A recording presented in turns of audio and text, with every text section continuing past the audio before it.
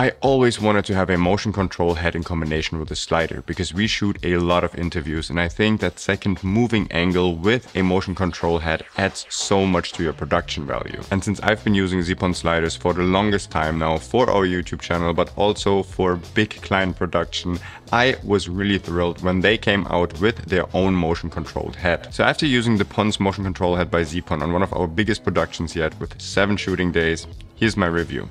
My name's Damien Cooper and welcome to Monkey Pixels.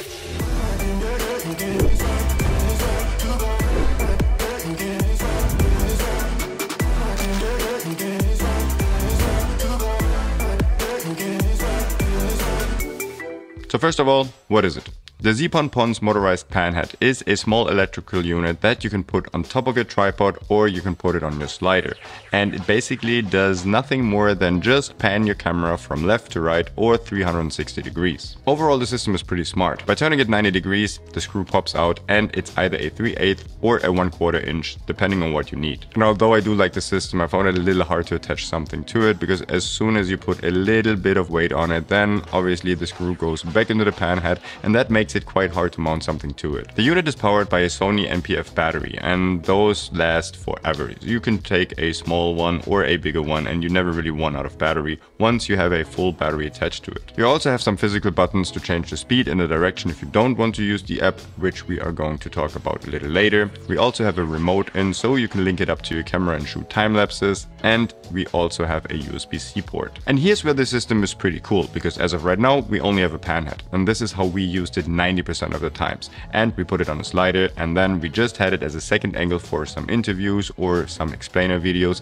and we wanted to have our subject always in frame even though our slider was moving from left to right. And with that pan head, that is pretty easy, and it also adds a little bit of a parallax effect to our interview setups. All you need to do is add a second unit to it, and there's a special lever that you can just attach one unit to the other. One is in horizontal mode and the other one is in vertical mode, and now you have access not only to the pan axis but also to the tilt axis. As I've already mentioned, we mostly used it with a pan head only on one of our Zeapon Micro 2 sliders, and we had a C70 sometimes with a mat box and a V-mount battery attached, and even a 7-inch screen sometimes.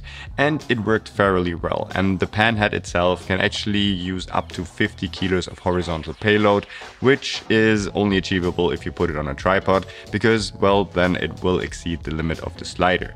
With our slider setup, it was right on the border. You can sometimes tell that it just wobbled a little bit when it came to the edge of our slider and then going back. So you didn't really have the smoothest transition from the corner to the corner, which for us was fine because it was only the second angle, so we only just intercut it once in a while when we needed to. But if you want to have a fluid motion on this with a really heavy setup, on the Micro 2, then you might come into issues with it not being really smooth on the edges. When it comes to using the whole setup with both units attached, it becomes a little bit trickier when it comes to the cameras that you can use with. With the C70, we really didn't have enough space, not even close to using the Canon C300 Mark III on it, but with the Canon R5, R5C, A7S III, and probably even a Red Komodo, that should be fine, and you have full access to both of these. Whereas I already said that the horizontal payload is up to 50 kilograms, and there you will have no issues. The vertical payload is up to 4 kilograms, and that also requires the whole setup to be a little bit balanced. And again, you might run into a little bit of wobbling when you use it on a slider, and I can highly recommend using a really sturdy tripod because otherwise the entire thing might tip over, and that actually happened to me and I destroyed one of our sliders. So make sure you have a really good sturdy tripod. What I really like about this setup is that you can start small. You can just buy the pan head and use it the way that we did for 90% of the times for interviews as well as for product shots or even time lapses. But then if you want to add another unit, you can do so later on and you don't have to purchase everything at once. Let's quickly talk about the overall build quality. The unit itself is of really high quality with all metal and aluminum, and you can definitely tell that the build quality is overall very solid. All the buttons feel really nice to press, nothing feels cheap, and you can actually trust this device to put your camera on it. Once we're inside the app, it's pretty much straightforward. We have two joysticks. The right one controls our sliders, so we can move it from left to right, whereas the left joystick controls our pan heads. And if we only have one attached, then we can use it to go from left to right and control the pan. And it's pretty cool that it's really sensitive, and we can also control the speed, and that is determined of how far we move our joystick to the left or to the right. If you have a vertical unit attached to it, we can also control the tilt via the same joystick just by moving it up and down, and here it's also sensitive and we control the speed of it. But now comes the cool part if you want to use the slider and the pan head in combination, and this is again how we used it 90% of the time. First of all, we move the slider to the starting position of where we want to start our movement, and then we frame our subject where we want to have it in the shot with our pan head. And we did it the way that we want to have our subject on the outer third of the frame, and we also want it to stay on the outer third of the frame at all times. Once we're happy with our framing, we program our first waypoint, and this is as easy as just pressing the A button on the top of the app. And now we need to program the end of our slide, and this is done the exact same way as we did our start. We move our slider to the opposite direction, and we also frame our subject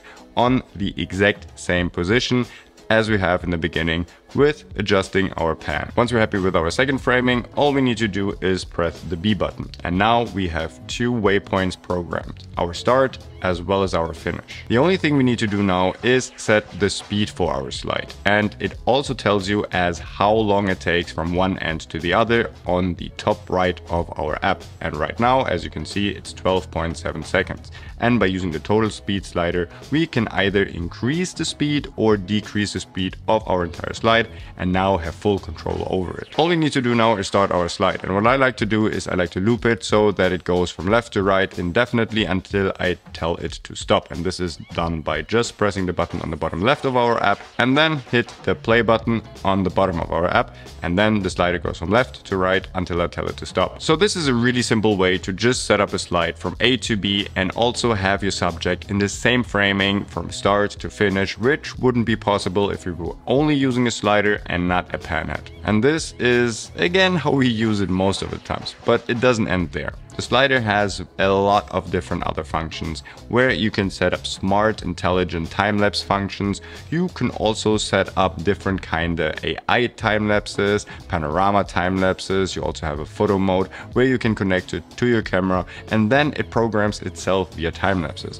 And we did this too, and this comes in really convenient if you want to shoot moving time-lapses. Having used the app multiple times now, it actually proved to be really reliable, and I never really had any issues that it couldn't connect or that it didn't work. So here, kudos to Zeapon, because this one was really a breeze to work with.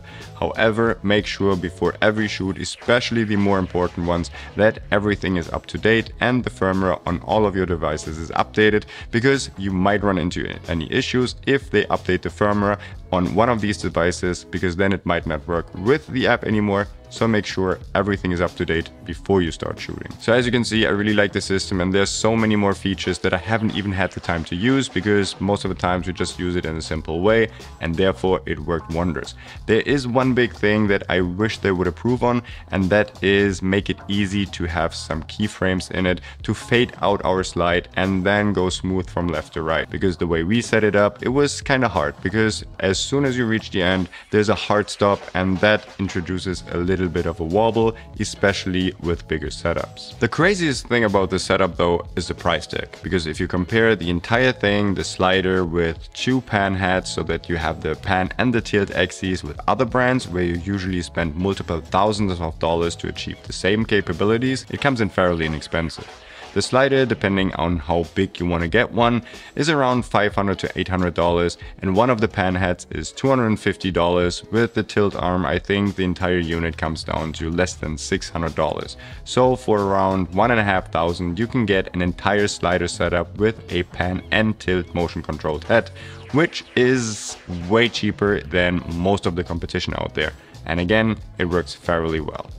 So what's my overall verdict? I've been using these sliders for the longest time, and those are the only sliders that we use. Granted, for bigger setups and our cameras tend to get a little bit bigger, it's definitely on the edge, and you might want to invest into a different brand if you have a big rigged out red camera or a cinema camera with lots of stuff on it, because then it might get a bit tough. if you're shooting mirrorless cameras or even a not so rigged out Canon C70 or Red Komodo, then this is a really great way to get these really nice slider shots with pan and tilt and time lapses and all the other features for a fairly inexpensive price that has a great app, and you have full control over the entire setup.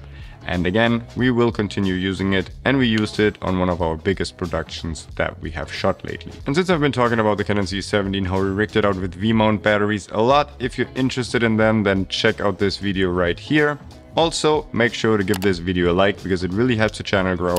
Subscribe for more, and I hope to see you on the next one.